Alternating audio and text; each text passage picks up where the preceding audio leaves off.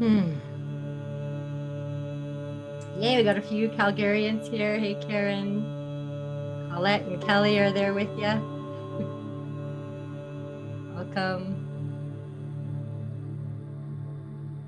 Here we go. The best of Edmonton and Calgary. And we've got New York here. And we've got lots of people. So maybe type in the chat where you're from.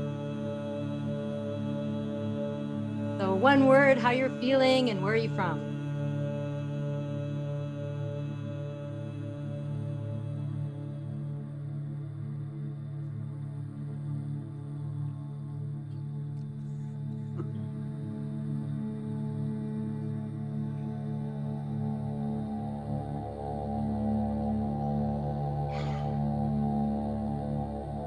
Ontario, New York, Edmonton, Calgary, Regina. I love it.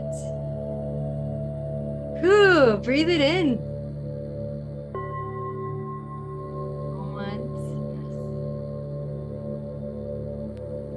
Fantastic. Welcome, everyone.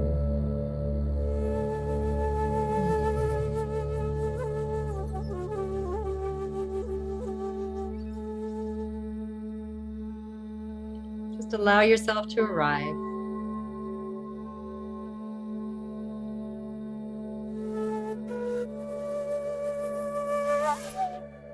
Breathe in this loving presence.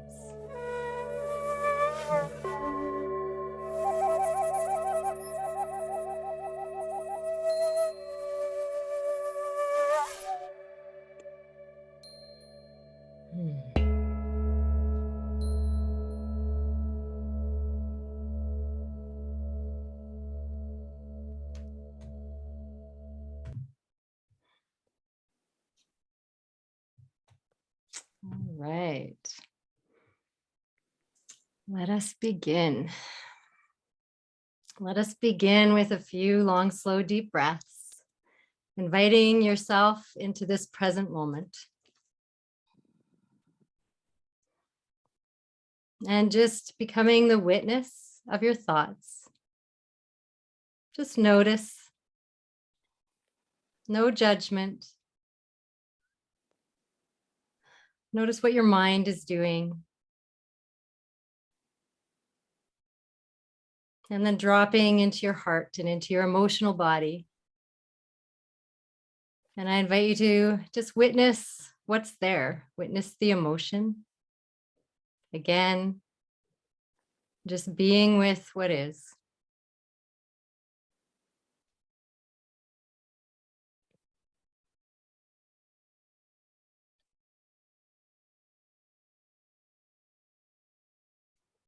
And then really feeling into this beautiful vessel, the body that you've been gifted for this lifetime.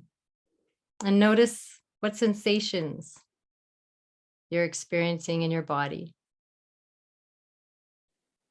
How is your energy flowing? Are there some areas where you're experiencing some pain, some tension?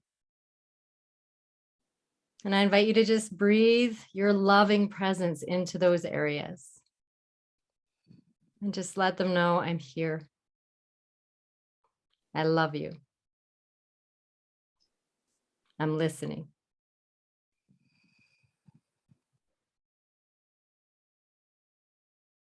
You are so welcome here.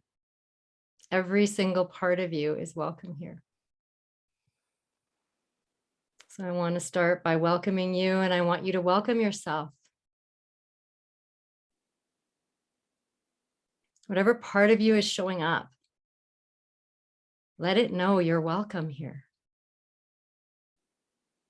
You're allowed to feel what you're feeling. Your mind is totally allowed to be doing whatever it's doing. And you're the one that's sitting in the seat of the soul, witnessing all of it. Sometimes getting caught up and pulled into it. And then sometimes finding that seat again to be the witness. Which is really what we're going to be diving into tonight in tonight's Miracle Monday call. So tonight's topic that I felt super inspired to share around is how to find and how to release your blocks. Yeah. So I'm just gonna ask that everyone mute themselves so that the recording is clean, because I know there's several people that are not able to attend live. So I will be sending them the recording. And yeah, so if you could all just mute yourselves, unless at the end when I invite questions, and during the call when I invite questions, obviously you'll be able to unmute yourself. Yeah, let me just see if I can double check that. All right. Yeah. Perfect. Thank you so much. So the chat is open. I don't check it regularly, but I will be checking it when I ask questions. So do feel free to use the chat. Obviously, this is a space of love. This is a space of respect and acceptance. And so that's mandatory, that we treat one another with love and respect, and that we treat ourselves with love and respect in this space, because this is a healing space. And my goal always is to provide that space for healing to take place. I'm not your healer. You heal yourself with your own loving presence. And know that healing takes place in your presence, not in your absence. I'm going to say that again. This is actually really important. Healing takes place in your presence, not in your absence. Which means when you're in the past, dwelling on the past, bringing it back up into your present, or when you're worrying or in anxiety about the future, you're not healing in those moments that you're in worry or anxiety or resentment or clinging. Your loving presence is all you need to heal yourself. And the beauty is when a gathering like this comes together, when two or more are gathered, and I mean, we have much more than two here. And I'll tell you, we have some very, very powerful souls here. When two or more are gathered, that energy is exponential. The loving presence and the healing that is available for you tonight, that release is huge. So just know that you are worthy of all of this love, all of this healing energy. And I want you to just open to it as best you can. And you'll get what you're ready for, no more or no less. So I'm just, again, going to just mute everybody because I hear a little bit of background. Yes, okay. Thank you. So how many of you were called to this session because you have some patterns and some blocks that have been surfacing for you, that you know you have some interference with you living in abundance? Anyone? You know you have some blocks that are interfering with you attracting the most beautiful, loving, and connected relationship. Anyone? You know you have some blocks that are interfering with you believing in yourself and attracting the perfect career or business. Anyone? Or how many of you know you just have some fear? Some fear that's interfering with your ability to fully be and express the beautiful, heart-centered, amazing, gifted, talented, beautiful soul that you are. Like, that's what tonight's about. Tonight is about finding and releasing those blocks. And it works for any kind of block, whether it's a financial block, a relationship block, a career block, a self-esteem block, a parenting block, any kind of block. It's the same process. So I'm going to do my best to simplify it for you. How many of you are good at complicating things? Anybody? Paralysis by overanalysis?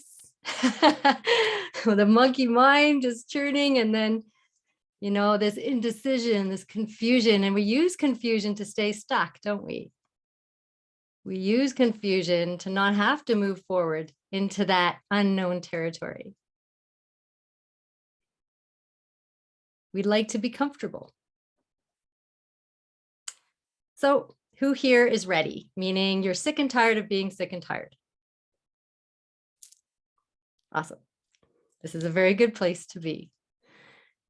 How many of you here would like to feel good 100% of the time and never be triggered again? Who wants to feel good 100% of the time and never be triggered again? Type it in. Put your yes in, because whatever you're saying yes to, you're putting your order in with the universe, right? So type it in. You know, raise your hand, type it in, affirm this, intend this for yourself. Intention is so, so, so, so powerful. Yeah, I was waiting to see if anyone would say no. No, I don't want to feel good all the time. And one thing that I thought might surface when I asked this question was that people are like, but don't we need that, the sadness in order to appreciate the happiness? Don't we need the downtime and the low vibration energies in order to appreciate the highs? What if I said, no, you don't? You've already been there, done that. You know what it is to be in a low frequency vibration with low frequency thoughts and emotions. And I bet you're all pretty old souls here. I imagine that you've been through some stuff. You have some trauma. You have some unresolved emotions that you know are stuck in you because there's this pattern that keeps showing up in your financial world, in your relationships. There's patterns. That's how you know you have blocks. And they keep surfacing. So we set goals and we set our intention. We put in our order. We do vision boards. We ask for what we want. We write down what we want. What do we want to be, have, and do? Many of us have done this. We have lists of it. We have vision boards. We have all sorts of journals. So why do we set those goals?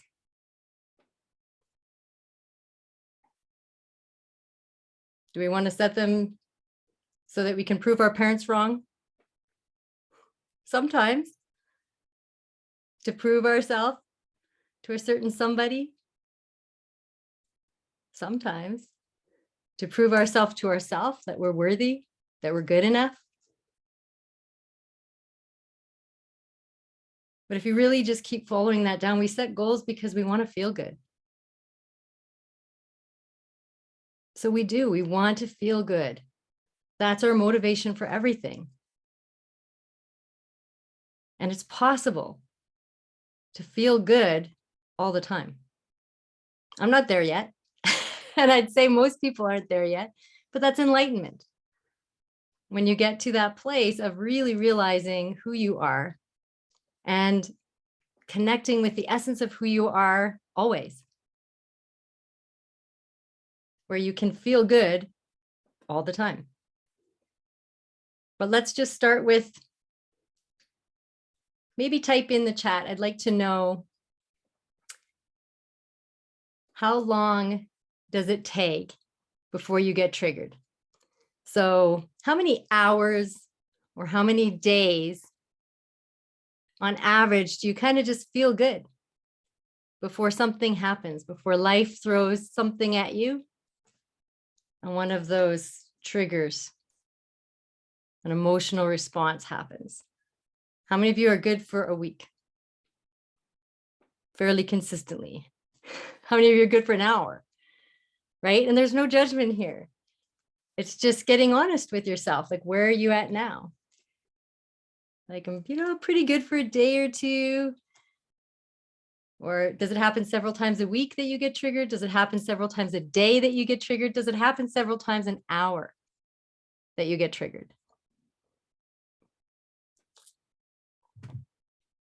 And there'll be a big variety of answers, because I'll tell you that there's a lot of people on this call that have done a lot of work to release their blocks. And some of them have done years of work with me, coaching with me. So I know they're going to put in some answers that might have you wanting to compare yourself. Please don't. Please don't. It hasn't always been this way. So those of you that are saying a week or two or multiple days, I pretty much would guarantee you've put in some deep work, haven't you? So if you get triggered several times a day, that's normal. That's human. Step one, be patient with yourself. This is a process.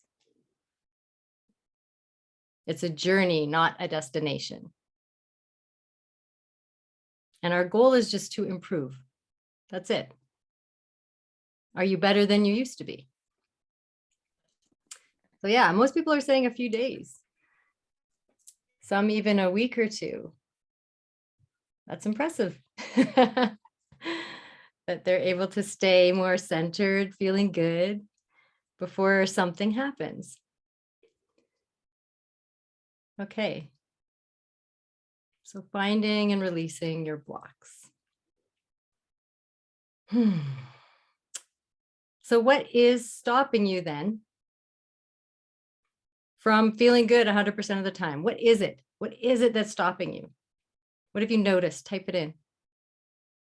What's the biggest thing that triggers you, that pulls you out of a feeling good space?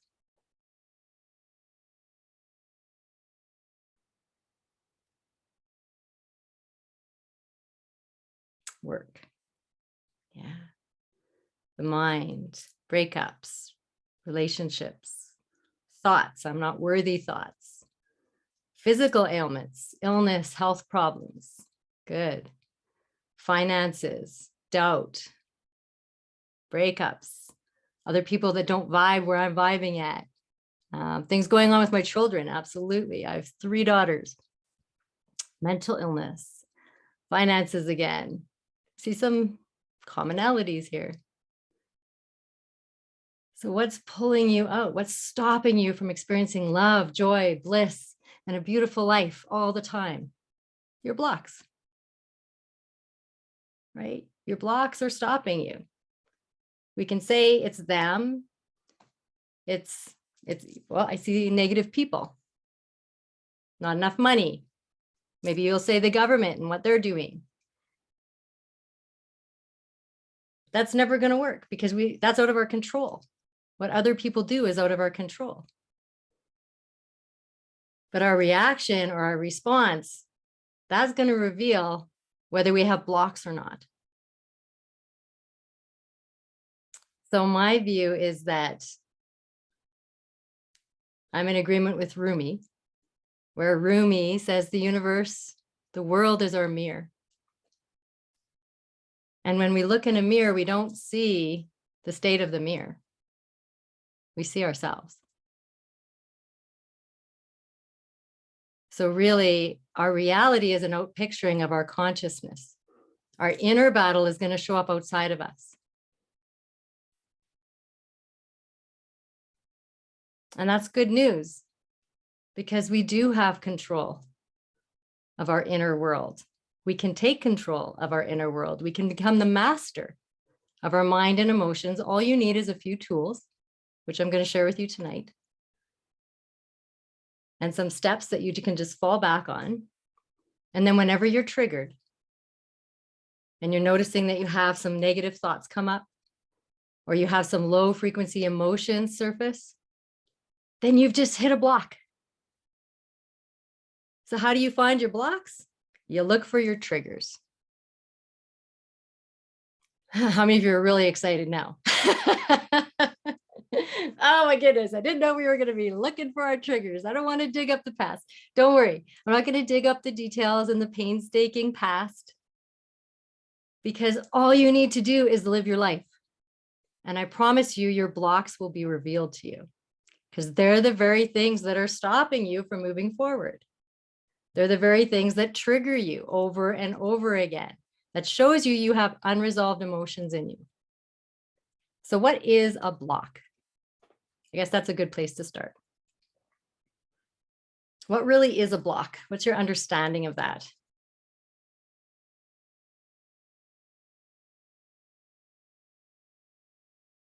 Yeah, you guys are awesome. Let's do it. I am the block, fully aware of mine. Awesome. Okay, here we go. Leanna says, a block is a negative belief about myself or others. Thank you.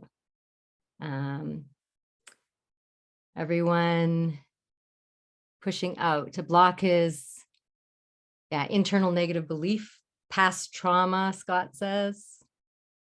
Arlene, something that keeps you from moving forward. Nice. An old negative pattern of living or feeling. Thank you. Yeah. Like an old one that just kind of keeps replaying, right? Sometimes it feels like we're living Groundhog Day. Has anyone ever had that experience where you just keep reliving the same day over and over again? Like, hey, get me out of here. I'm just on this treadmill of life. Yeah, an experience that takes me out of the present moment. Nice, Mark. Yes. So a block, any experience that causes you to leave that beautiful present moment. I really like that one. So the way that blocks are formed, or samskaras, as some people call them, negative patterns, beliefs, the way they're formed is usually when we were young and something happened that we couldn't handle. We didn't have the tools to handle it. We didn't have the consciousness to handle it. We didn't understand it. We weren't able to question it. It basically got stuck in us as this incomplete energy. So we reacted to it. Either sometimes we can have like some scars that are negative or positive. Like when we cling to something, then we want that over and over again. We want it again. We want it again. I've had it before. I don't want to let go of it. I want it again. And that's a block too. If we're clinging to things needing to be a certain way because we've experienced this and we really liked it. Or most likely it's the other side when we resisted, right? I don't like this. So basically it's just something that we couldn't complete in the past. We weren't able to handle it. We didn't have the tools or equipment. We were too young. We didn't have the support that we needed. It got stuck in us. And now anything that reminds us of that, these triggers are going to cause a reaction. Our heart will react. Our thoughts will have a story about it. And so blocks are what create our suffering. And when you free yourself from your blocks, you suffer less. And ultimately, you can actually free yourself where you don't suffer at all. Where pain is inevitable, but suffering is optional. And I truly believe that. So life is your guru. And I just want to, one of the things that really inspired me, this book. Has anyone read it? I know a few people here have. Living Untethered. Yeah, Leanna and Mark. And okay, so this is Michael Singer. And I'm a huge fan of Michael Singer. So if you don't really like the place from which he operates, you might not like this call. Just a warning. So he wrote The Surrender Experiment, The Untethered Soul, and this is his third book, Living Untethered. And so I got my inspiration from this book. I'm going to be using some of his quotes, some of the tools, because to me, it's the work of life. Like, what else is there? What else is there than releasing the blocks that are preventing us from living and loving fully? We want to release those blocks. What's preventing you from living fully, from loving fully? Because you already are, in truth, perfect, whole, and complete. You already are enough. You are infinite. You are gifted. You have gifts to share with the world. You're here for a reason. So once we release the blocks to living and loving fully, once we release the blocks to really knowing who we are, then that love just comes flooding in. We are that. We're not separate from it. So it just allows us to be more of who we are. Releasing the blocks will allow you to be and express more of who you already are. The problem is there's all these blocks in the way. So you don't know you're that. You don't know your potential. You don't know how amazing you are. Because you have all these old ideas and beliefs and imprints that are preventing you from knowing that. Okay. So I want to share a couple of Michael Singer's quotes because I think they're really awesome. And then we'll jump into what are we going to do about these blocks? Okay, so every moment of your life, you are either naturally enjoying what is, or you're letting go of whatever's keeping you from enjoying what is. That's your whole life's work. Every moment of your life, you're either naturally enjoying what is, or letting go of whatever is keeping you from enjoying what is. That's it. So there's two ways you can deal with blocks.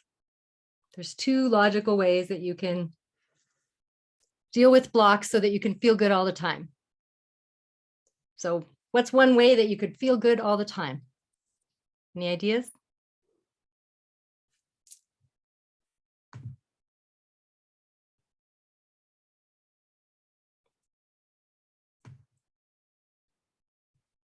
Surrender, love it. Gratitude.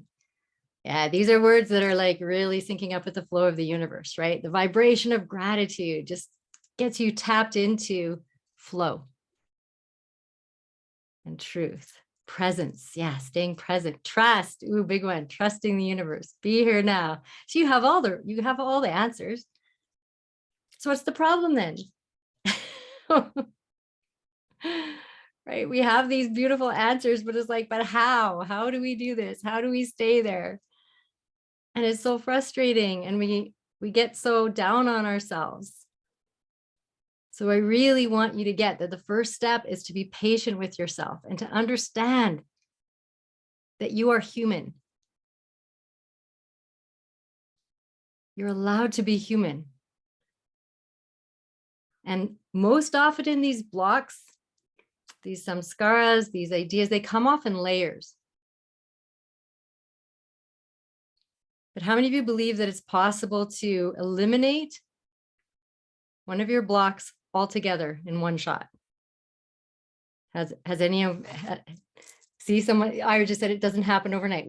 How many of you believe it's possible that it does, that it can happen overnight?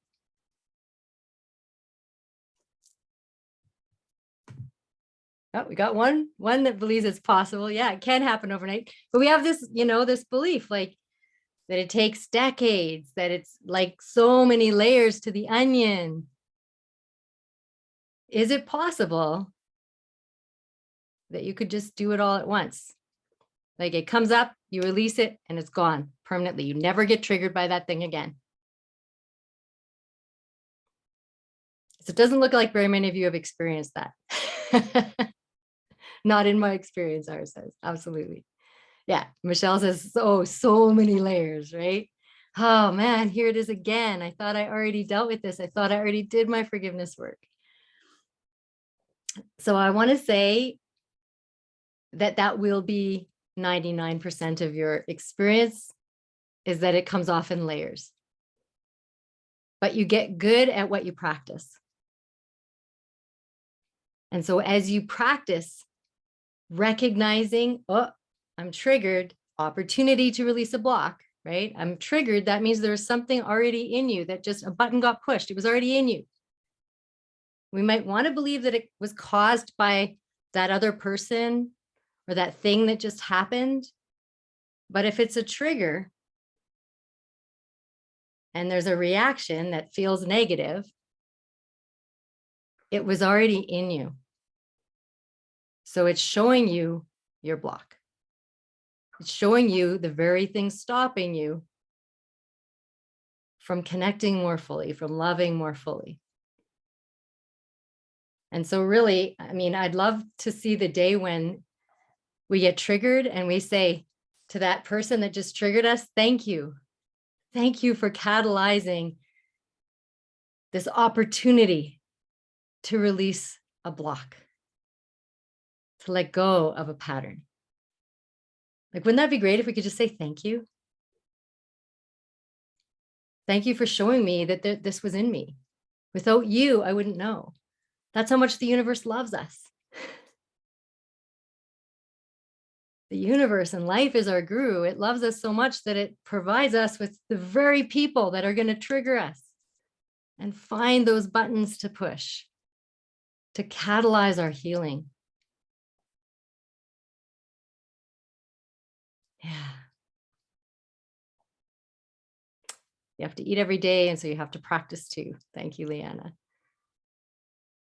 And that's the thing, right? You can't just, oh, I ate last week, I'm good. Like, if you're living in life, if you're here, it's going to come up. Life is going to push your buttons. Life is going to show you that unresolved emotion in you. Michelle got triggered when the call started and stayed centered and observed it. Beautiful. Loved it and didn't react. There you go. Yeah.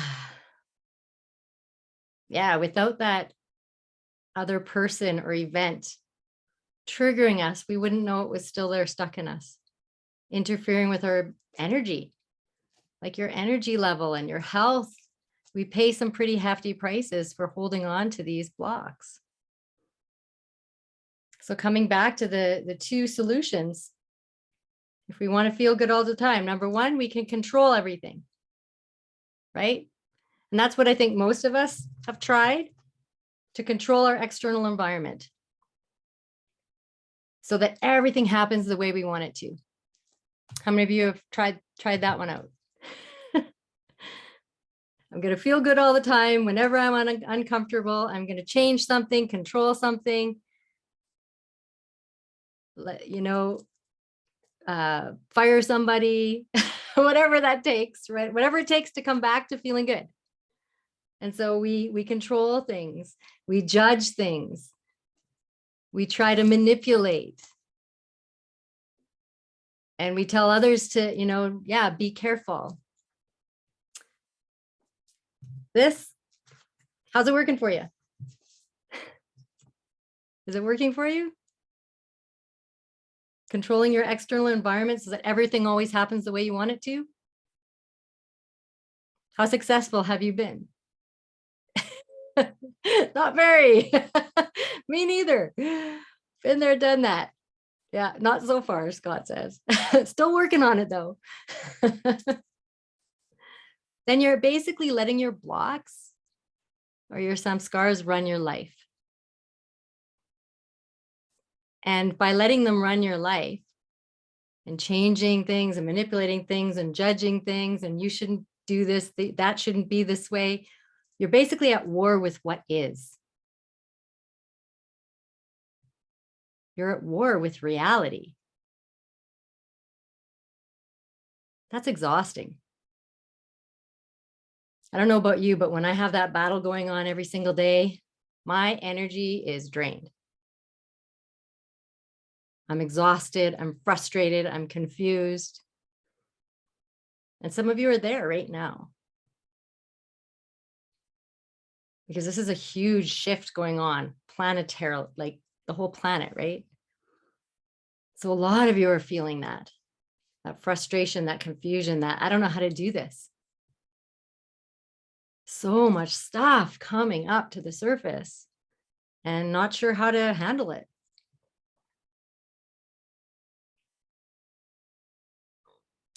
So basically, when we control and manipulate and try to change everything to make sure that it's what we want, then we're going to have a lot more pain. We're basically just a slave to our patterns, to our blocks. We're going to be exhausted. We're going to have to always be on guard, like looking out for the next thing that might make me uncomfortable, that could harm me, that could hurt me. And then often it also shows up as a lot of blaming, a lot of complaining, a lot of blaming. You shouldn't be that way. The thing is, it is that way. So arguing with reality is not going to help. And it's basically saying, I want to keep my block and I'm going to control the whole environment so that it just moves through my block and it's going to find some sort of path. But you're committing to keeping your blocks then. You're committing to having your blocks run your entire life. So for sure that isn't the way. And I love Michael Singer's analogy in his book. So you know those Rorschach ink blots that psychologists will show you, like an ink blot, and say, what do you see in this? And everyone sees something different, don't they? And so what if I held up this ink blot? It's not an ink blot, but this is actually a very divine thing. But what if I held up this ink blot and you saw something that triggered you?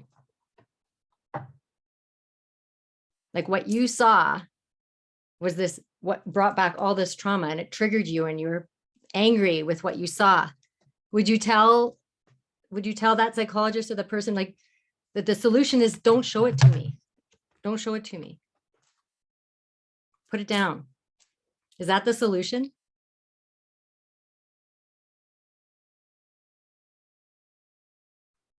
Just never ever show me those things. I'll just avoid them and I'll run away as soon as anything hits me and hits a block. So yeah, it's a temporary solution, temporary relief, Leanna says, right? But it's not permanent. That's not a permanent solution, but that's what we're doing with our lives, most of us. We're suppressing, we're avoiding, we're distracting, anything that makes us feel uncomfortable. We're pushing it away. And what's that saying again? What you resist persists. Yes. What you resist persists. So if you're going to avoid, if you're going to distract yourself, you're going to suppress it, you're going to pretend it's not there, you're going to run away from it, push it away, try to fix it, change it. That is all resistance. You're resisting it. I don't want this. So guess what? You get to keep it. And the biggest thing that people don't realize is that judgment is resistance. Judging something as bad, wrong, needing to fix it, change it. Judging something is the same as resisting it. And so when you judge something and you label it as bad or wrong, because it just is. And sure, we have morals. And so absolutely, it's pretty hard to just say, well, it's not good. It's not good. It's low frequency energy. There's high frequency energy and low frequency energy. But we label that low frequency energy as bad or wrong. What if we just say it doesn't feel good and we just, it is. It's already here. We can't change what already is. All we can do is shift the way that we manage it, deal with it, handle it. And in fact, the best way to handle it or deal with it is to not handle it. It's to be with it. It's to welcome it, to just welcome what is. It's already here. Welcome. and just stay open. So we can live controlling our external environment and tippy-toeing around and walking on eggshells and running away and judging and projecting and blaming. Or when you're sick and tired of being sick and tired, then you can live your life to confront and transmute your blocks. That's the second way to feel good all the time, to start to get to that place of feeling good at least most of the time, right? Where it's actually more strange to feel not good. So confront, transmute, and release the blocks. Look at what's triggering you and welcome it. Be with it. So how many of you are ready to live your life more that way? Makes sense, right? Like, let go of what you're not so you can be who you are. That's it. So simple. And stop telling, if it put that down, don't show me that. Don't show me that ink blot. Like, I don't like it. It's triggering it. Don't do that. Don't do this. Don't, right? Manipulating and controlling. I mean, that's just so exhausting because you're at war with what is. And that's ego. The ego is always looking for conflict. Either there's something wrong with you or there's something wrong with me. Then you know you're in ego. When you're feeling the need to defend yourself, you know you're in your ego. When you're feeling the need to prove yourself, you know you're in your ego. So don't. Stop. Notice that need. Notice the trigger. Wanting to justify, explain, defend, prove. Wanting to be right. And know that that's a trigger. It was already in you. There's something in you that got hit. There's a wound that just got poked. And so the first thing you're going to do is recognize that, ouch, and take a nice, long, slow, deep breath to provide that space, that non-reactive space. Because the last thing you want to do is react from a triggered place. What happens when you react from a triggered place?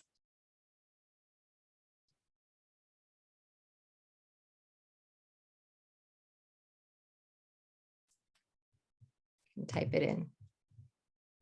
What happens when you react from a triggered place in your experience?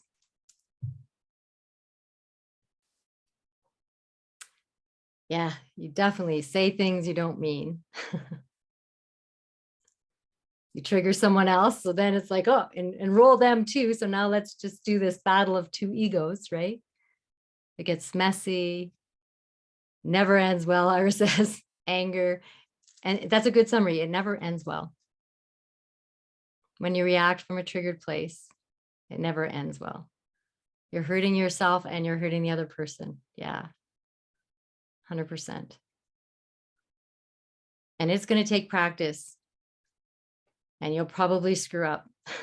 And you'll probably react from a triggered place every so often, which gives you an opportunity to do a little heart rub and to just say the words, forgiven, forgiven, forgiven. And you're really just forgiving yourself for being human. You really are. You're allowed to be unconscious sometimes.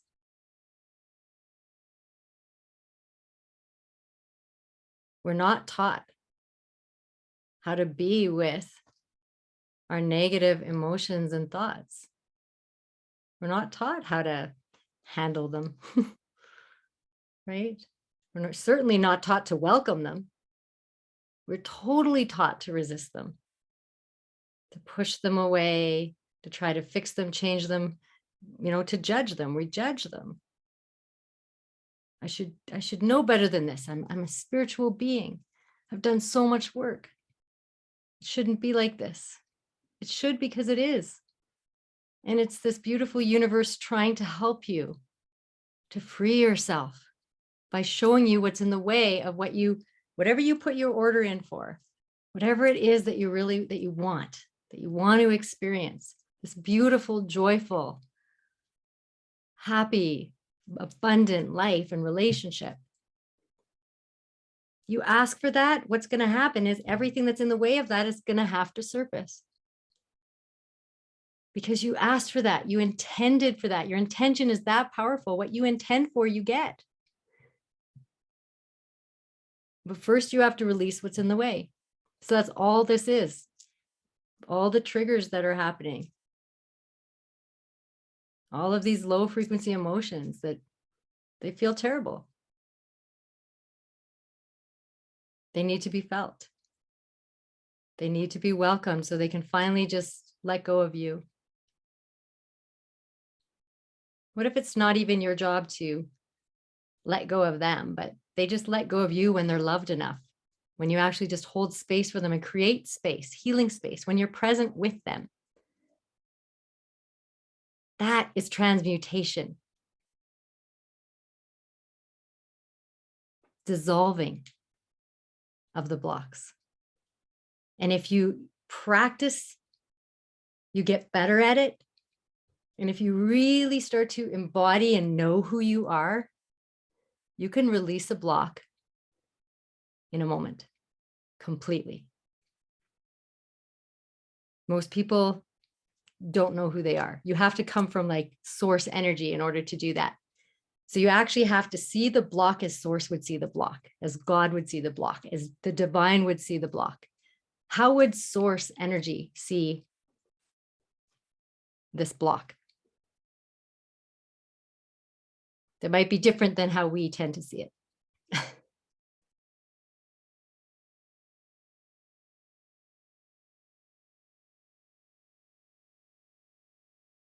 What would source do differently than we would do? Because we have to become that. And that's how you can completely release all at once, everything. Ira got it. Unconditionally loving. Zero judgment, zero resistance, completely open, unconditionally loving. Love the block. Yeah. And if you can do that with no resistance, you can release the block completely, almost immediately. So what I want to say is that the important thing to note here is that to the proportion that you have, or to the degree that you have resistance, is the degree that the block is going to stay. Okay. So to the degree that you have resistance, that's the degree that you can only release so much of the block. If you had zero resistance and you were just completely loving source energy, it would completely dissolve. It can't not. You would not have that trigger ever again. And that comes with practice. So you practice just loving what is, embracing what is, full acceptance. Notice resistance, notice judgment. Do your little forgiveness, forgiven. Stay open.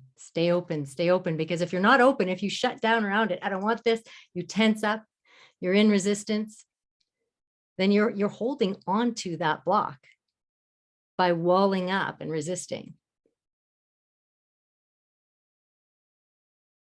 Yeah, Iris says you've got to love the shadow. To deny the darkness that is part of you is to make it all of you. Ooh, to deny the darkness is a part of you, is to make it all of you.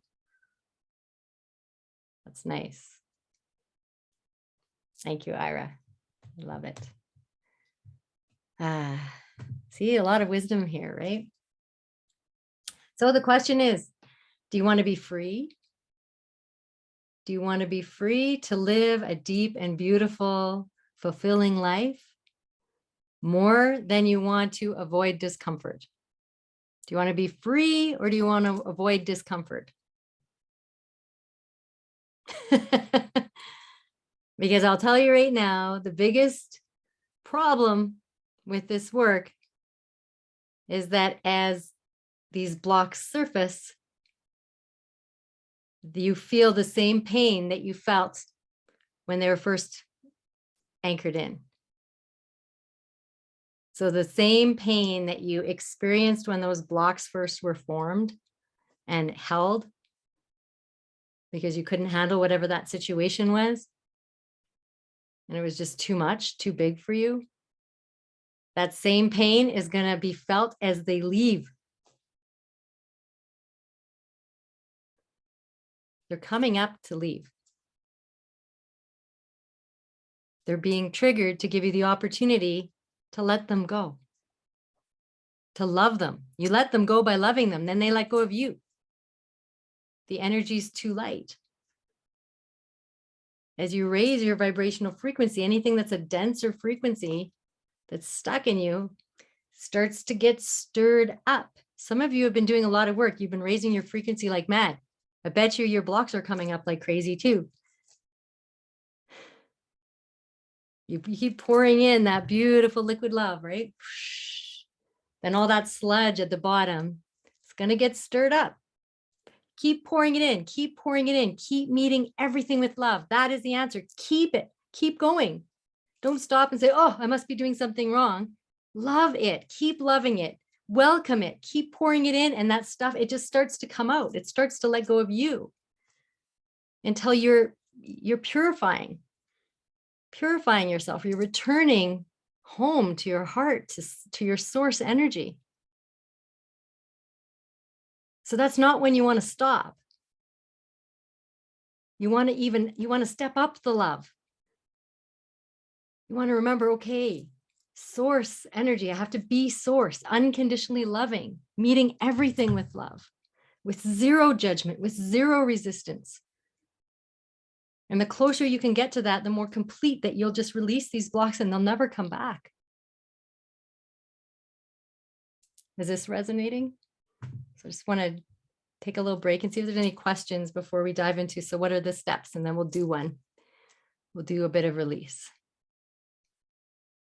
Yeah, Michelle says, my release was so painful. Yeah, because when it was first stuck in you, that's the pain you were going through, that it was so painful. And so you resisted it and it got stuck. So if you resist it, something, it gets stuck. If you cling to something, it gets stuck.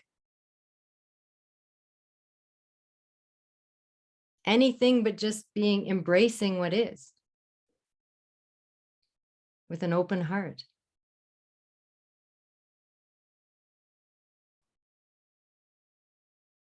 So it's not a comfortable journey. And you do have to choose. Is your comfort more important than your freedom and your bliss? Because that's really what's on the other side of, as you release these, you start to experience more and more and more energy flow, more and more and more bliss, better health, vitality, deeper, way deeper connections with your loved ones, where almost nothing triggers you. Almost nothing.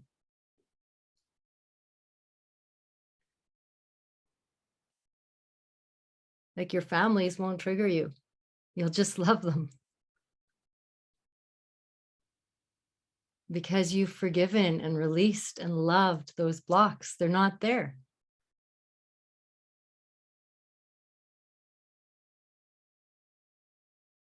Marlene says, I've released more blocks than I realized. Okay, take that in, because I'd say most of you have. So just take a moment to acknowledge yourself and how far you've come. So just put your hand on your heart. Give yourself a little heart rub. Take a nice, long, slow, deep breath. And just tell your heart, I'm here and I'm proud of you. I am so proud of you. This is not easy work and you've done so well. Thank you, thank you, thank you for your support. Thank you for loving me no matter what. I mean, your heart beats for you no matter what. No matter what you've done, no matter what you've said, how many times you've hurt yourself with your thoughts and your words and told yourself that you're not good enough or that something's wrong with you. Here's your heart still beating unconditionally, loving you unconditionally. It's built in. This ability to be unconditionally loving is built into your heart. That's why my business is called Living from Heart Center, because the first thing we need to do is we need to connect with that part of us that loves us unconditionally. It doesn't stop beating if we do something wrong, if we make a mistake. So connect with that part of you. You already are that. You have that ability. You have that capacity. And just acknowledge yourself. You really have come a long way. And you're here. You're here offering your loving presence to yourself and to everybody in this group. And because you're here, the healing energy is larger. You are in service every time you show up. You're helping people heal. You're helping people love yourself, love themselves. You're reminding people who they are. Yeah, Diana says, being in the heart is the beginning. Was for you decades ago. Thank you. Yeah. And it's uncomfortable because that stuff gets stirred up and we're not really sure what to do with it. And we're afraid it's going to take over and then we're going to just be a basket case and we're going to fall apart and we'll never get back out. But in fact, it's the opposite that happens. When we just fully embrace and understand that what we're feeling, we're healing. And we open to it and we welcome it and we even invite it to get even bigger. When we're inviting it to get bigger, when we're welcoming it, we're bigger than it. We would never welcome something that was bigger than us. We wouldn't welcome a big bear into our home. So as soon as you welcome it, you're remembering who you are as spirit. That you're bigger than your thoughts. You're bigger than your emotions. You're bigger than any trigger. Like, which one's going to outlast? Is the trigger going to outlast you? No, you're still going to be there when the trigger passes. And the more committed you are to just fully embracing that trigger and opening to it and welcoming it, the more quickly it will pass all the way through. And you're completing the past. You're completing the past that wasn't completed. That's all that is. It's this incomplete past that's stuck in you. So you've got to be willing to be uncomfortable.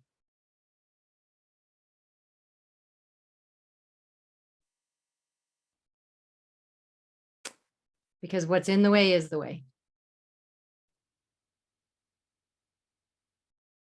Your triggers are your way out. Your triggers are the key to your freedom. So you might be even better off when, like, you know, if you're just managing your life so that you feel good all the time and you let go of anything where you don't feel good, rather than actually just welcoming the triggers and being with them, then you're prolonging your suffering.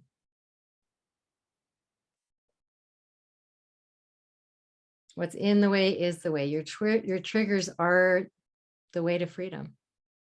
They're showing you what's in the way. So be grateful for them. And that's not what we're programmed to do. That's not what we're conditioned to do. That's probably not what our parents did. Our parents probably did that first way of being and told you, stop that. don't do that. It was more like, put that ink blot, put that thing down that's triggering me. Stop saying that because it's triggering me. Stop doing that because it's triggering me. Instead of, because they didn't know how to deal with those triggers. They didn't know how to be with those triggers. It was scary. It was like this big thing. So they tried to change their environment. And chances are they still have all those triggers and patterns and the same type of people showing up and the same type of job showing up and the same type of financial pressure showing up because they kept those triggers. So now it's almost like they're living Groundhog Day. Like, not again. You can be free. So what are the 3 ways? Michael Singer has 3 ways that he says 3 tools that you can use to free yourself. So whenever that a samskara gets hit or a block gets hit, because you feel reactive, right? Either this story starts to run or just this negative emotion. So you can deal with it on an emotional or a thought level, doesn't matter. Almost all of our thoughts and emotions come from past stuff, come from our blocks. Almost all your thoughts and emotions come from your blocks, which means they're coming from fear, not love.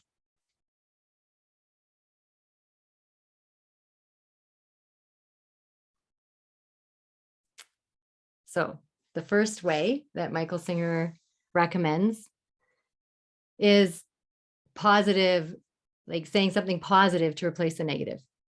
So positive thinking. Those of you that read the book, that is his first one. I'm just going to see if I have, I haven't been using any of my notes anyway, but okay, so positive thinking. That is a way to, you catch yourself that you're thinking a thought that isn't serving you.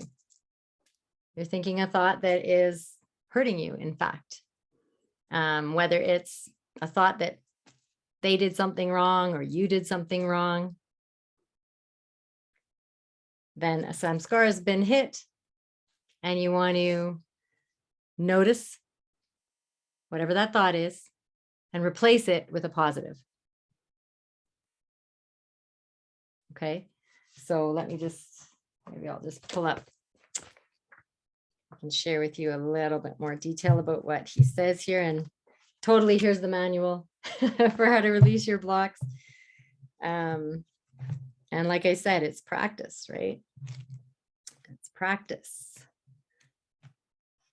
And understand too that like not everyone is ready for this kind of stuff.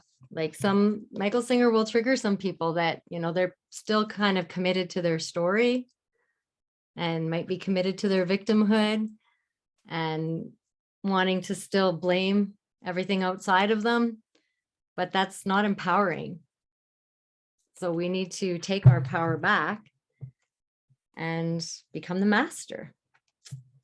So yeah, let me just see where the techniques for letting go, for freeing yourself. So this is, and it was from Yogananda, just doing the positive thinking. Every time you have a negative thought, replace it with a positive. It's very basic for bringing about change. And basically we're working with, there's 2 types of thoughts. Michael Singer talks about the automatic thoughts and the willful thoughts. So you can control your thoughts. You can willfully create a positive thought to replace the automatically negative thought, because triggers tend to be automatic. They're not a willful thought. You're driving down the street, especially like if you have road rage, and that shows up, a lot of people's triggers show up on the road. So that's a really good way, good thing to use, right? To help yourself to see, all right, what's there. So somebody's driving super slow in front of you. He gives an example. This person isn't even going nearly the speed limit. The automatic thought comes up, a negative thought about this person getting, I used to have the negative thought, do they get their license in a Cracker Jack box? I don't know if any of you know what a Cracker Jack box is. It depends on how old you are. But I used to get those negative thoughts on the road for sure. when people cut me off or whatever. And I'm sure you've experienced the same. And it's like a judgment, right? A judgment is a trigger. You're in trigger when you're judging and you're having an automatic thought. So catch yourself. And you can just catch it at the emotional stage where there isn't even maybe a thought. It's more just like right? Like I'm in a hurry, and or this feeling of anger, this feeling of frustration, of impatience. So you're in trigger. Yay, opportunity. Thank you. Right? Thank you for catalyzing my healing. So he would say, you could replace it with something like, wow, what an opportunity to relax. I can't be in a rush because the person in front of me won't let me. I guess it's time to watch my breath, calm down, and learn to enjoy the experience. Like, I guess it's time to slow down. Thank you for this opportunity to slow down. So that would be an example of a willful thought replacing the negative thought. And the key here is you're not fighting, you're not pushing away the thought, you're not judging the thought as bad, or, you're just noticing, ooh, doesn't feel good, and just replacing it. You're not fighting with it, you're not judging it. Because if you do that, then you're only going to get a small layer. You want to get the biggest layer you possibly can, right?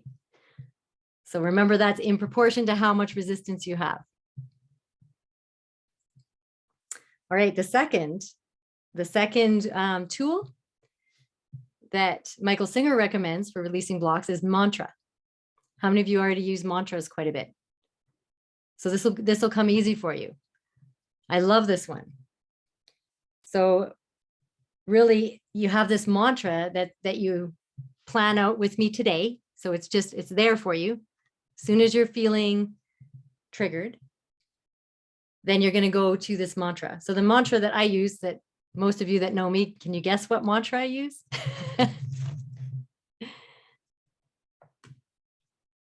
Anyone who's done a lot of training with me. So my mantra is the Ho'oponopono mantra. So my mantra that I have running in the background all the time, like I programmed it in. I'm sorry. Please forgive me. Thank you. I love you. If someone wants to type that in the chat for me, those of you that know the Ho'oponopono mantra, so that anyone that's new on this call, it's beautiful, powerful energy, little heart rub. I notice I'm triggered. I'm sorry. Please forgive me. Thank you. I love you. And you can say it in any order. So like Michelle said, I love you. I'm sorry. Please forgive me. Thank you. Yeah. And it just, can you not feel it right? Like just feel it right now. Just say it to yourself. Put your hand on your heart and say it.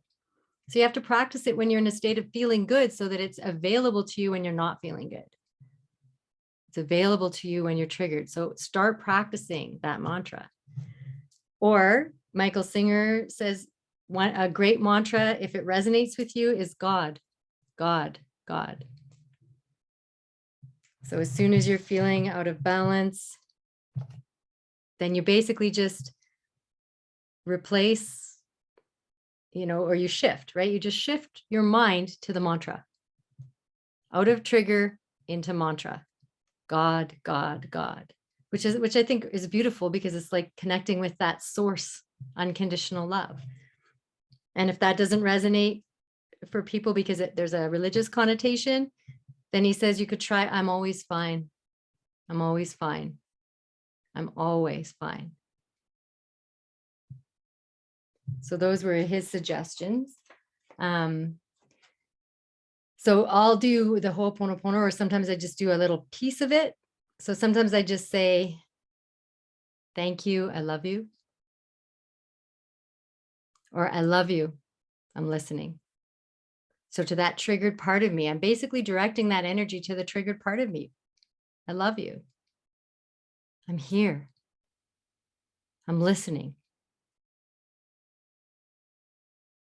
And so if you just say those, even if you just think those, notice that there's like an opening. It creates this spaciousness. And that is the space that's needed in order for a trigger to move, right? That energy to move and to be freed. Because if we close around it, if we judge it, we're closing around it, we're locking it in. So come up with your mantra. I was interviewing Cal, and what was he saying? His mantra. What did he recommend here? Oh, yes. So he said he would go into, I am whole and innocent. I am whole and innocent. And he says if he's triggered by someone else and kind of blaming them that they caused this in me, then he would say, you are whole and innocent. Just in your mind's eye, you're not saying it out loud. But say one of your children triggered you. You know, you are whole and innocent. You look at them and you see their innocence and you see their wholeness, and you practice seeing them through the eyes of Source. And it just starts to melt away that trigger and provides the space for the trigger to be released. So try, I am whole and innocent. You are whole and innocent. See which one works for you, but have it. Like, put it on an index card tonight. Put it by your bed, put it on the mirror, put it on your fridge. And start programming it so that it's there. It's playing in the background, this beautiful space in your mind that's a whole different level from where the trigger resides, right? The trigger is a lot lower. This is like this higher present space. So as soon as you move from the trigger to the mantra, then there's this spaciousness and the trigger just starts to dissolve.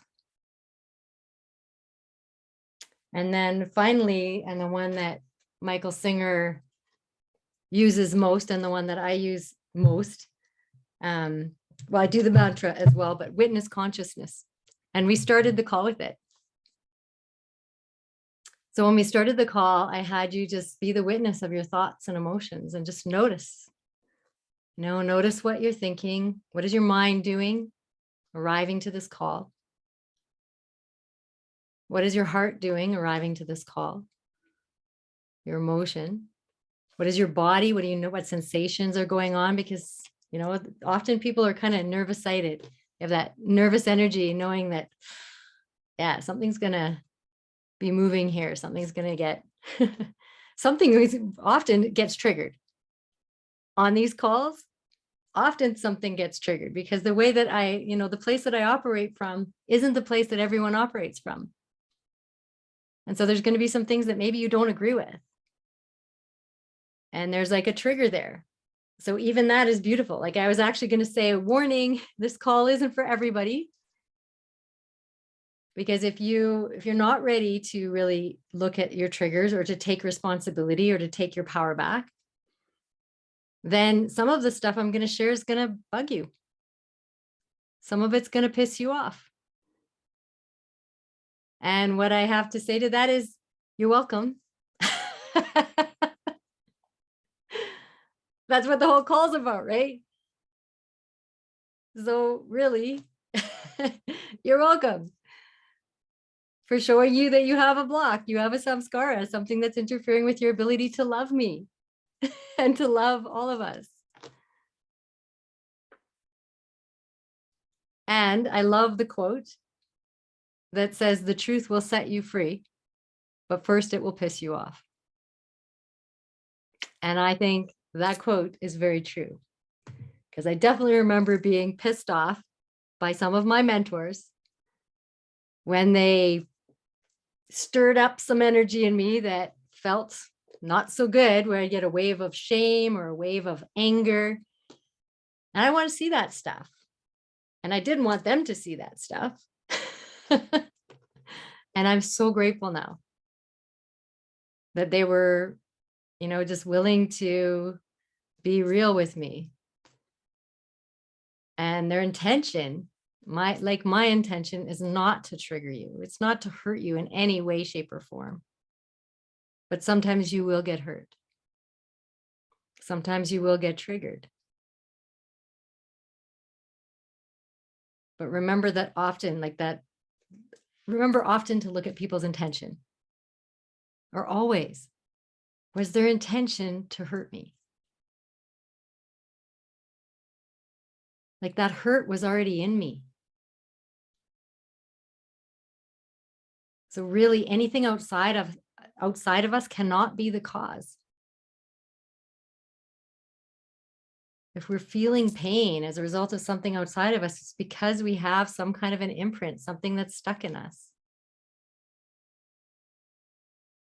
And I know in the Untethered Soul, Michael Singer said that we often blame our relationships for our problems, right? Saying that the relationship, this person is causing my problems. They're causing my pain. They're causing this anger. And he says our relationships don't cause our problems. Our problems cause our relationships. And I always remembered that because I was like, oh, wow. Absolutely. We attract to us exactly what we need to heal ourselves and to free ourselves. We attract to us who we need. That the perfect person that is going to often trigger us and show us what's stuck in us. And it doesn't mean we have to stay with that person. I mean, sometimes it's not good. And sometimes their intentions aren't pure. Right? Sometimes people do intend to hurt us. And those are the relationships where you definitely want to create some space and some distance and love them from a distance. Like wish them well, wish them their, send them some love and awakening energy. Forgive them for their unconsciousness, because that's all it is. A conscious person can't hurt another person intentionally ever. They just can't. But we all have little blips of unconsciousness here and there where we forget who we are. That's what forgiveness is for. Forgiven. Like Tara Brockus uses the forgiven.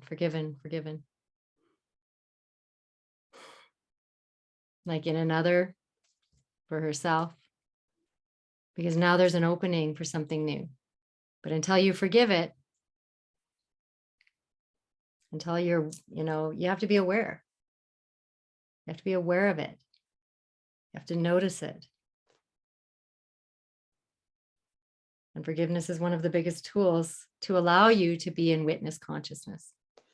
So let me just, witness consciousness, basically, Michael Singer would say it's about relaxing and releasing.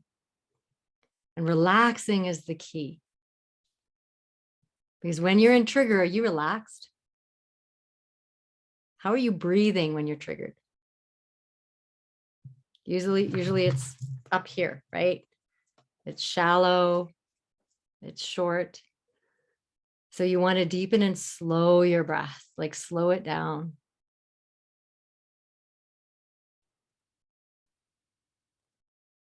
And just notice what those patterns are, how you tend to show up when you're triggered. That usually you tighten up. You want to put up a wall. Often we go into flight, fight, or freeze, right? A trigger causes us to go into fight, flight, or freeze. So notice what your pattern is. What do you tend to do? Do you tend to fight? And then it's just a battle of two egos and it's not going to move any energy. That trigger will remain.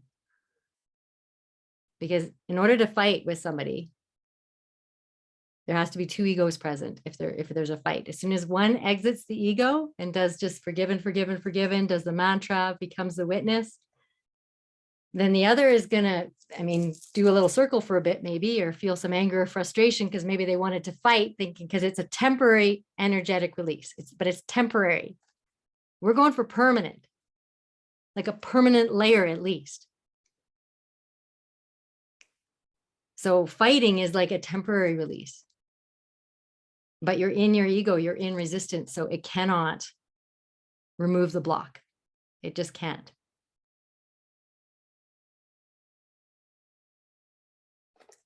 So witness consciousness. The first thing you're going to do is notice that you're in a trigger, then invite yourself to relax. So relax. Drop your shoulders. The biggest thing is opening your heart, relaxing your heart,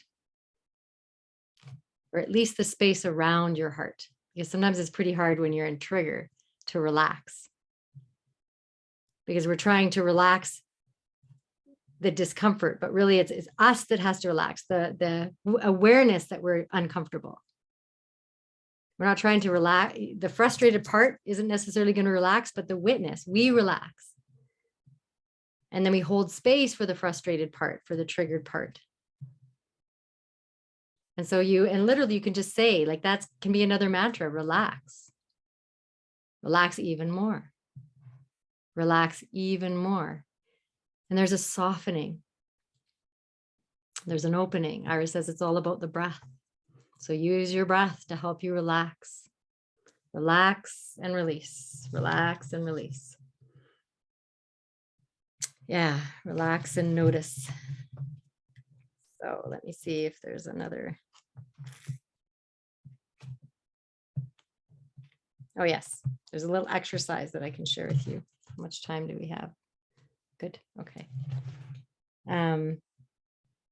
So witness consciousness is really the practice of relaxing and releasing. And it's actually deeper than the other techniques, because in the end, it doesn't require working with the mind. So the other two are still kind of working a little bit with the mind, but see what works for you, right?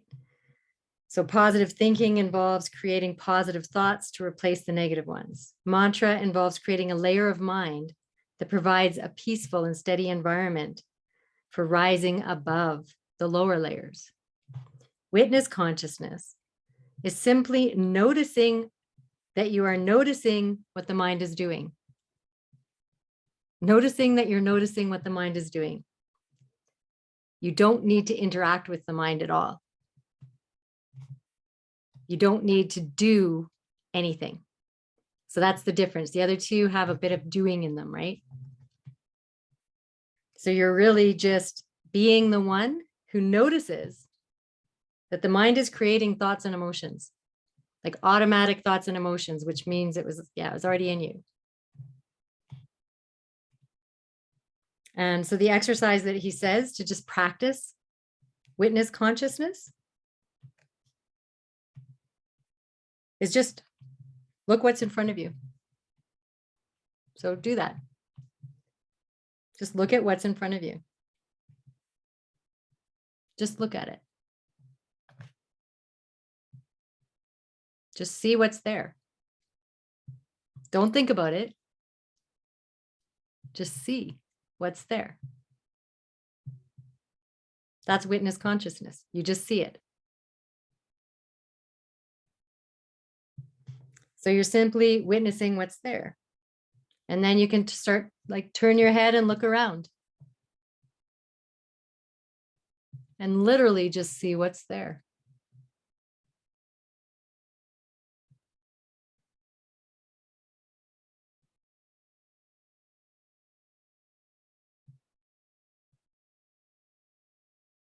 Relax, breathe, and see what's in front of you. See what's there.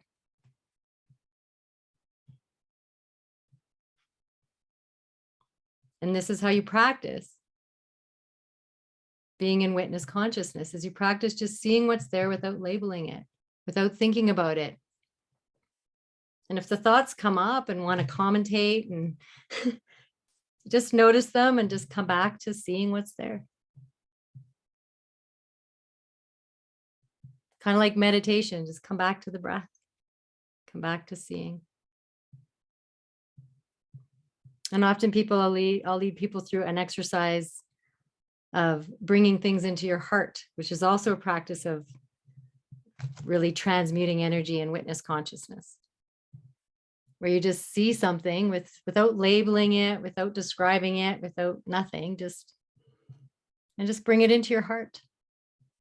Just be with it, which requires an openness. It requires an open heart, a softness. So we really need to relax in order to just be with things, see things, bring them into your heart. But you don't want to get into thinking. So I wouldn't send love, actually, Michelle, because you're back in your head then if you're sending love. So it's more of a softening and a receivership and an opening. And just notice what's happening in you just now. You're practicing being the witness.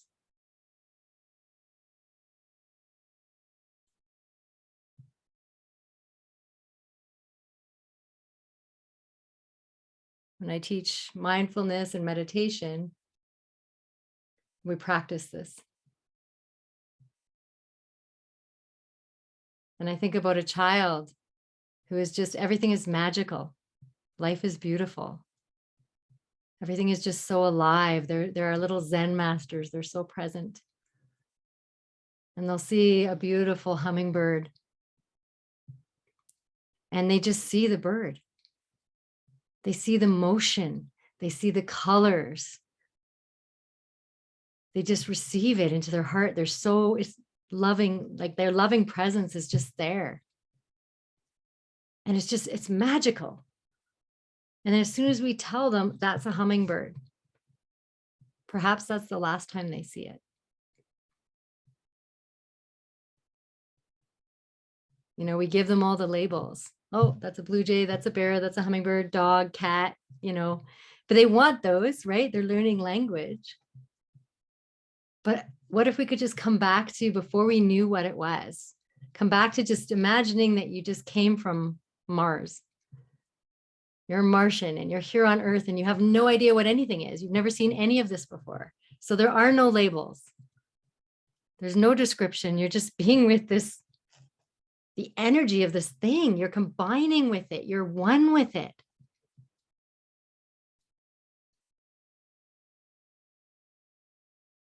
And then just coming back to clearing your blocks through witness consciousness. Just notice your thought and relax. And the thing you don't want to do is you don't want to evaluate the thought. You don't want to judge the thought, because then you're in resistance. So you're limiting how much of that block can be transmuted. So exactly the same as you just see things, you just see the thought. It's like just floating by on a cloud. Or if it's more of an emotional trigger, you just welcome it.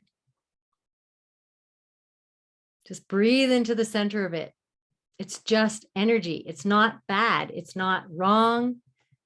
It just is. Welcome. I'm here. You know, going into mantra is going to your mind, but sometimes I automatically do, I love you, I'm listening, because that's kind of how I started to release my blocks when I first had my breakthrough in 2009. That's how I healed myself. When I had an emotional, physical, mental breakdown, was, I love you, I'm listening.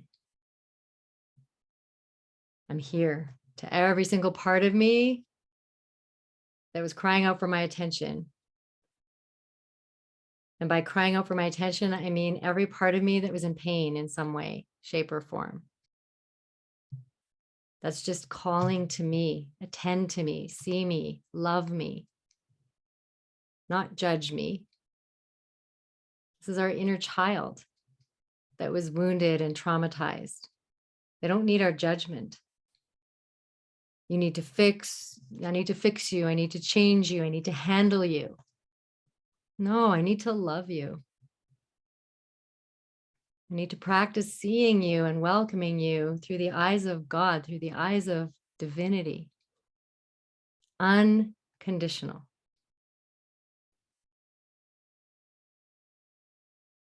This is life mastery.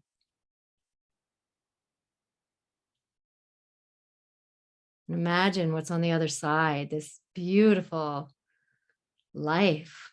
Everything is magic, where you're in a state of bliss almost all the time. Like, you know, read Yogananda's books and the Enlightened Masters books, and just how their energy was just so free flowing and incredible, and everything was beautiful and vibrant and alive.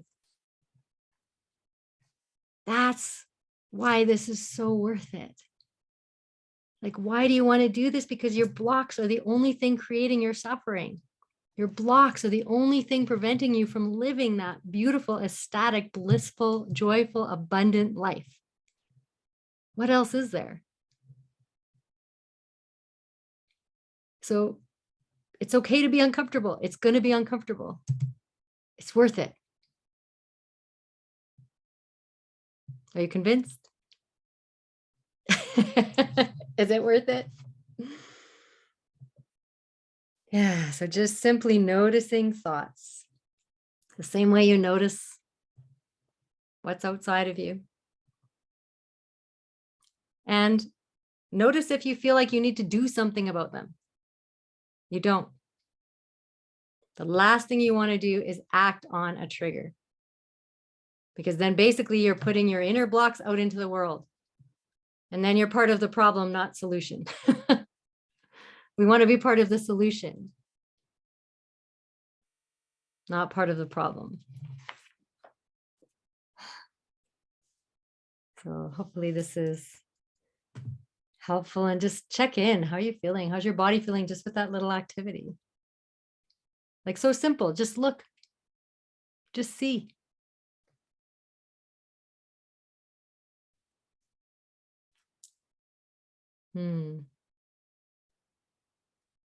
Thank you, Jennifer. Love you too. It was getting there and then slipped. Yeah.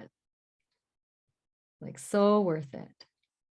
We don't see things anymore. And I noticed that in my relationship. Notice if you're seeing your partner. When's the last time you really saw them?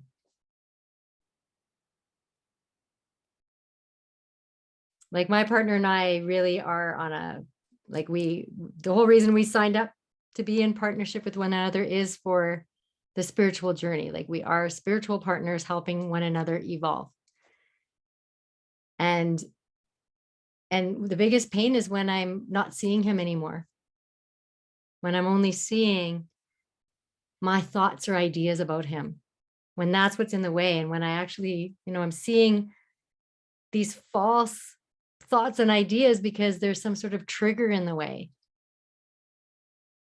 And that's always a call to just like sit and do some eye gazing and be in that witness consciousness state where what we do is we just arrive with each other.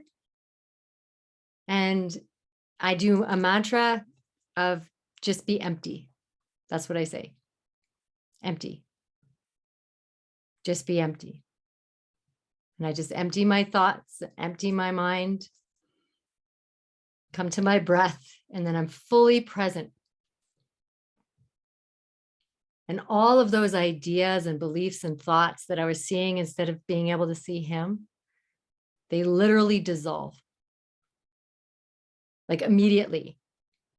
And usually within 2 to 5 minutes, depending on how long it's been in between eye gazing sessions, we just start tearing up because we're back.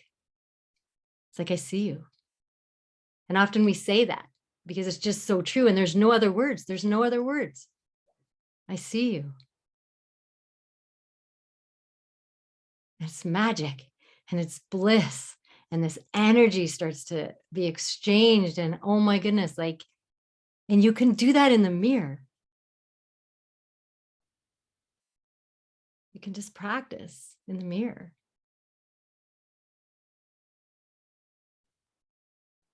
Just be empty.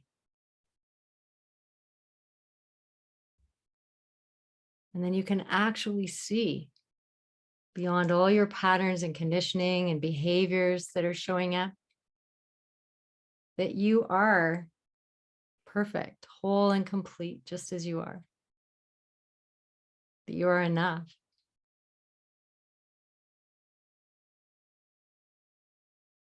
Connecting with the true self. Yeah, I love that, Arlene. Our grandkids, hang out with some kids if you need to practice this. Your granddaughter, so magical when she smiles, like your whole face, they have these genuine smiles, these genuine belly laughs. And it's just kind of interesting to note when that shifts. And I noticed that with my kids. When the smile wasn't genuine, it was like, does this look okay? You know? And when the belly laugh became something else.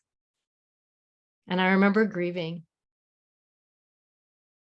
I remember grieving with my first daughter halfway through kindergarten when I noticed that her smile wasn't like a whole body, whole face smile. And when she started to become conscious of what other people think. So this really is an invitation to just come back to our true selves, come back to love. Feel and heal. It's so worth it. So just, yeah, your heart is full. Thank you.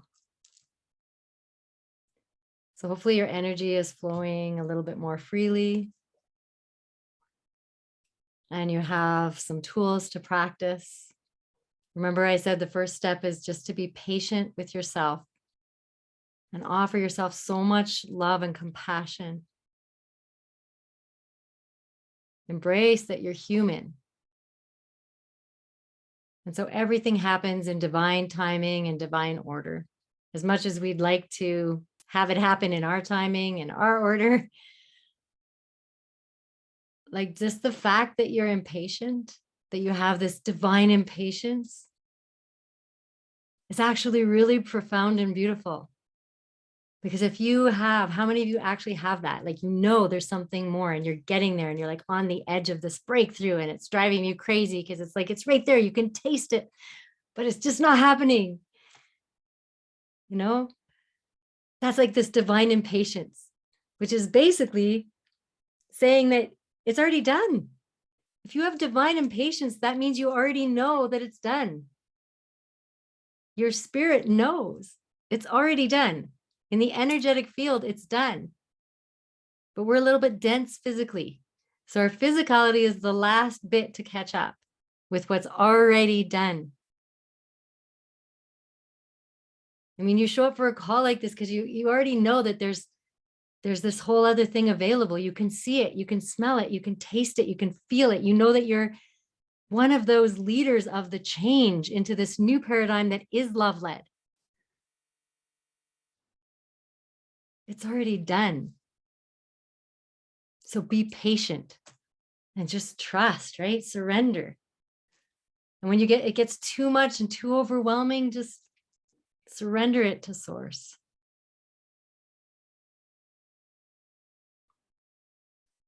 That's often the first step. It's patience. And then if it's too much, the gift of overwhelm and it being too much for you to handle is that as an adult, you can ask for help. You can surrender. And one of the biggest things that I see, and that's a really big shame, is we have this incredible unseen team that they just want to help us. And we don't access them enough. We don't ask and surrender. Like, call in your divine mastermind team, ask for help. Surrender something that just feels too big and say, show me, like, I can't do this anymore. And that's often where people say that their breakthrough happened. When I was in pain and I went through my breakthrough, I call it, and was diagnosed with lupus and mitral valve prolapse and hyperthyroidism and had aches and pains throughout my body, and my marriage was breaking down. And I just got to this place where I just thought, I can't do this anymore. I had to quit teaching. I wasn't even parenting my kids properly. I got to a desperate place where I was on my knees and just saying, okay, if you're there, because I wasn't sure I believed at that point, if there's someone there, help me. Either take me or help me. I can't do this anymore. And that's where I learned how to love myself. And that forgiveness was the tool that I needed to be able to love myself. And it took me a year of a self-love practice before my symptoms healed. A year. Didn't happen overnight. A year of a self-love practice of Ho'oponopono, of I love you, I'm listening to every part of me that was hurting, but I knew what to do because I surrendered it. So don't be afraid to call in the unseen team that is so ready and willing to assist. But just try it. Even if you don't believe it, what have you got to lose, right?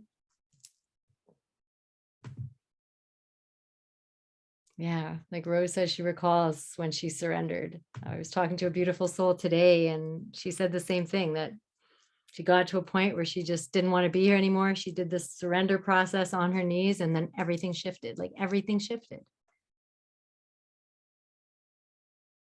Like she started to get the help she needed to see, to recognize what to do and where to go. So we want to create that space for the movement. All right. So just, I think we already did a lot of moving of the blocks without even necessarily moving through a meditation or anything, but just anything that's still there. Maybe put your hands on your heart. Take a few nice, long, slow, deep breaths.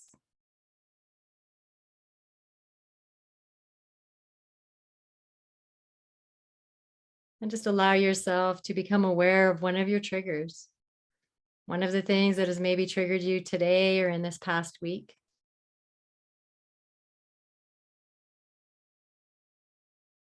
And there's already this beautiful, soft, loving presence. You are that loving presence. And I want you to welcome that trigger.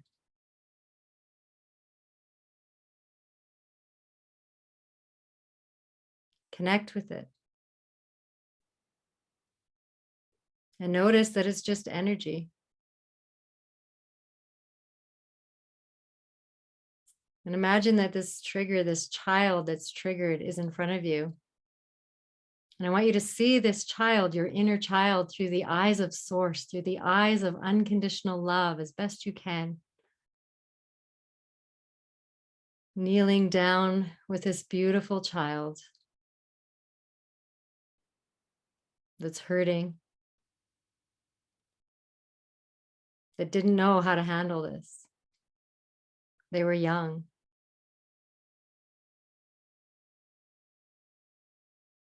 And with just so much love and compassion, let them know you are innocent.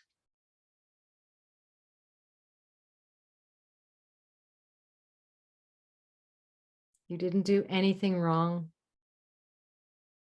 It wasn't your fault.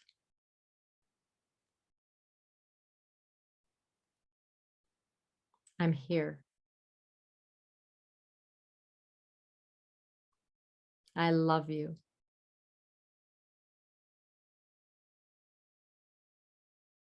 I'm listening. And just keep breathing and relaxing, holding space for the thoughts and for the emotions that are surfacing in your inner child, with no judgment whatsoever. Just being fully present, this beautiful, loving presence, holding space by deepening and slowing your breath, by staying soft and open, heart open, shoulders down, fully relaxed, relaxing even more.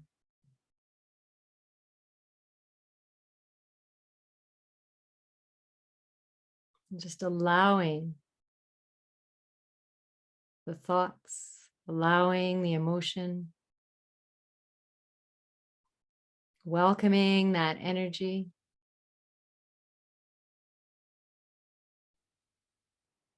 Witnessing.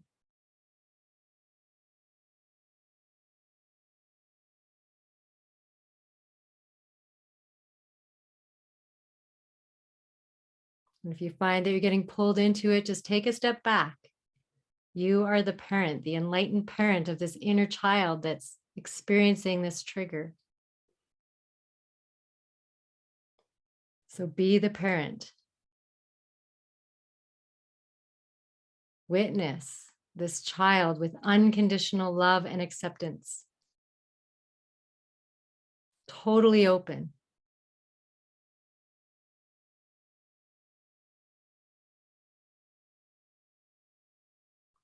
And let them know you're allowed. You're allowed to feel that. You're allowed to feel the anger, the frustration, the hurt.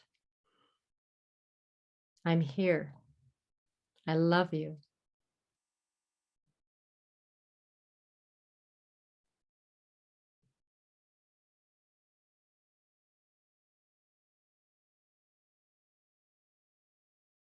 Just keep breathing, keep relaxing.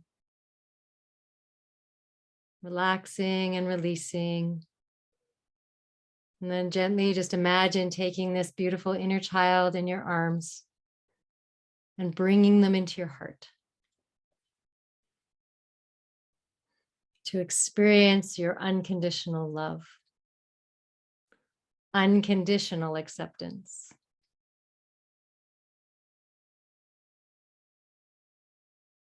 Melting together, coming back to water, melting any ice, any tension, any walls of resistance. Melting, melting, melting back into the ocean of all that is oneness, truth, love, joy, bliss. And anchor it in. I am that. I am. Allowing yourself to just be held in this beautiful ocean.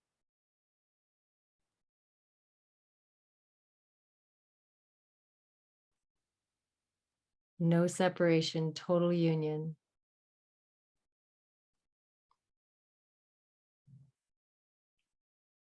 And just feeling the expansion. Feel who you are.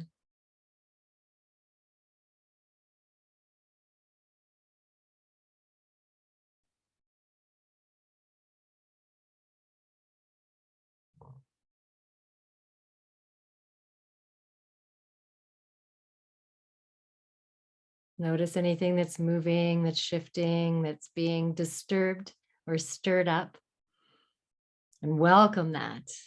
Love that.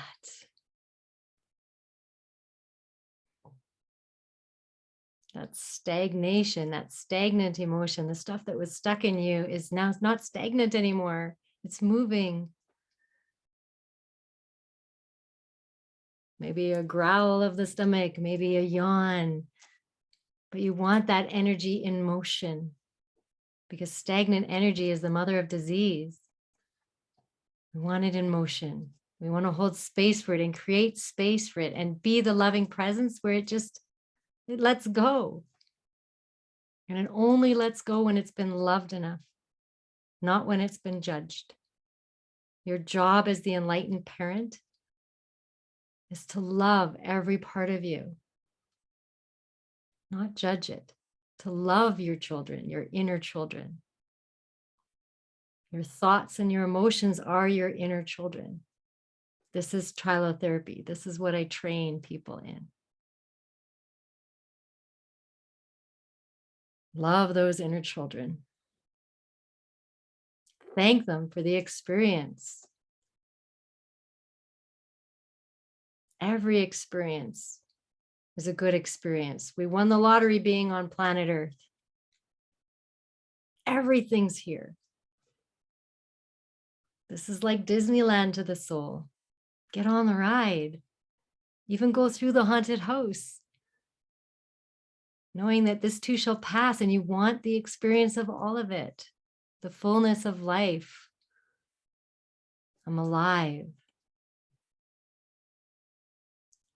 So just taking in a few breaths of gratitude into your heart. So grateful for the beautiful souls who have catalyzed your healing by triggering you. So grateful to yourself for your willingness to be uncomfortable, because this journey to freedom is uncomfortable. So grateful for your soul tribe of seen and unseen supports. Just breathe in gratitude.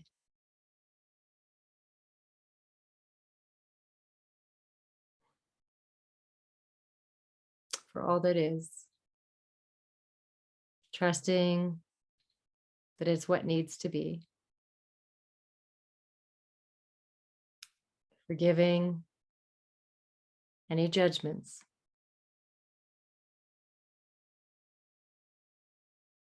And coming back to love.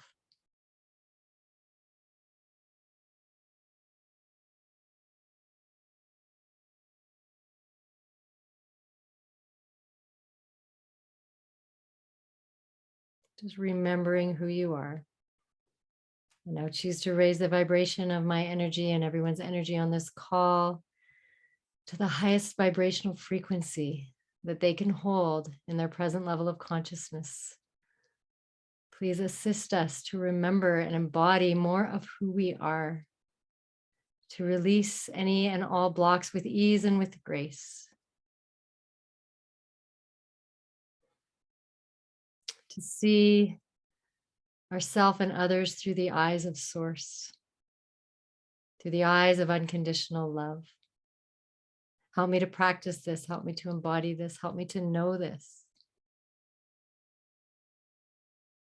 I am so grateful.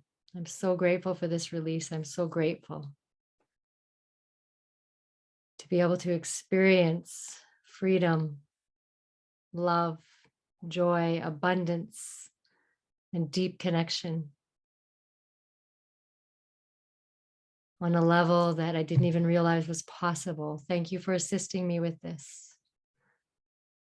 I welcome my Divine Mastermind team to assist me with this healing. Whatever needs to be healed, whatever's in the way of my full expression of who I am. Thank you. Thank you. Thank you.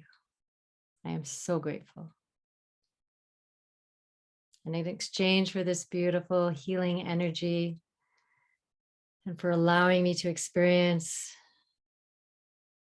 this healing and release with ease, I will do my best to serve humanity, to serve love, to be the presence of love every day in every way.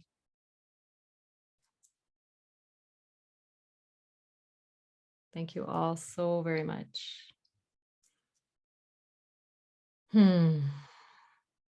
So yeah, I was just feeling so much energy around this topic. So it's my pleasure to share this with you. I know that the universe looks out for me. The universe looks after me when I'm in service, because that's why we're here, right? To serve our gifts, to share our gifts with the world.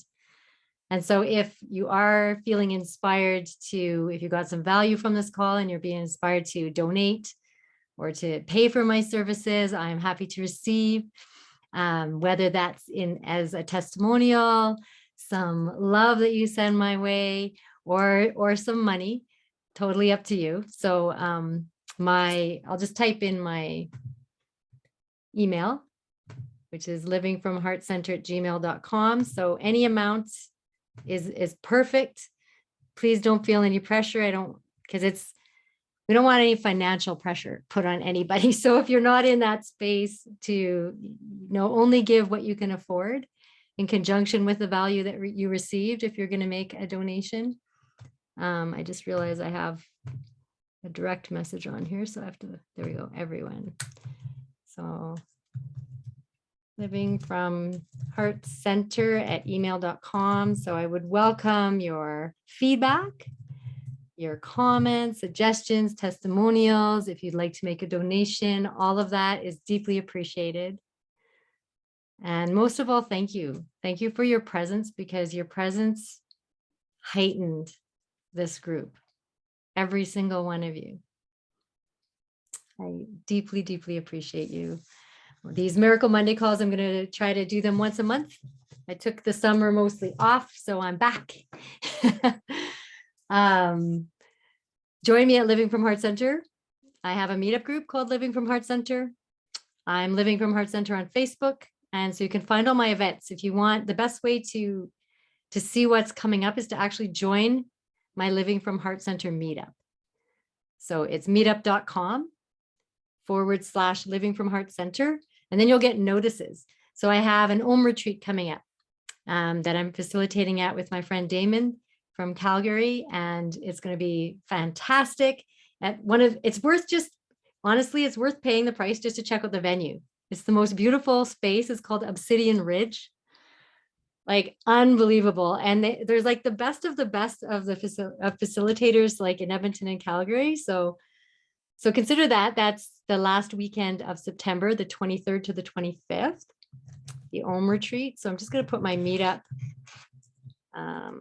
link here so you can join my meetup to see what's coming up. And as long as you're subscribed to the messages, then you'll know when something gets scheduled. So I've got that coming up. I've got a 3-hour forgiveness workshop coming up. I've got one in Calgary, one in Edmonton. Those are in person. So get to do all the hugs and everything. The one in Calgary is also, it's hybrid, so it's also online. Then I have a Zen retreat coming up, October 13th to 16th. So definitely, I invite you to set up a time to talk to me if you feel like you want to get a bit of coaching, a little more information, some personal service on how to release these blocks through Ho'oponopono, forgiveness. That's kind of my specialty, or just spiritual coaching. Yeah, I have lots of programs coming up, lots of things. Like I said, I'm trained by a Zen Buddhist master in trilotherapy, which is all about balancing the head and the heart, the masculine and feminine energies, and awakening to the truth of who you are. So it's a path to awakening, a path to enlightenment. And this just fits perfectly. So I'm so happy to share this with you. I'm happy to get going again and to reconnect with all of you and see some new faces. Thank you so much. Thanks for your yes. So I know some of you need to run, and I just want to appreciate you. I deeply appreciate you. And thank you for all the awesome comments. The Calgary workshop, I believe, is October 2nd. So if you go to Yoga MCC, under workshops, you'll see it there, and it's a Sunday. So October 2nd is a Sunday. That's the one, and it's all afternoon. It's a half-day workshop, and it's going to be super powerful. So that's there too. And of course, I do private coaching, group coaching, all that good stuff. Wow. You guys are so awesome. I just feel so much love right now. So if anyone does have a question or a comment, I mean, it is being recorded. I'm going to turn off the recording shortly, but one that you want to ask that might serve other people, maybe a question or a comment, feel free to unmute yourself and jump on.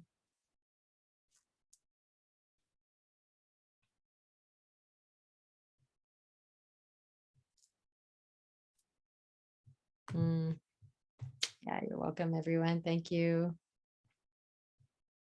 Yeah, it's okay if you were late. I'll send the replay out tomorrow. So yeah, if you have somebody that you'd like to share it with, you'll get the replay, and you can do that, or you can rewatch or watch any parts that you missed.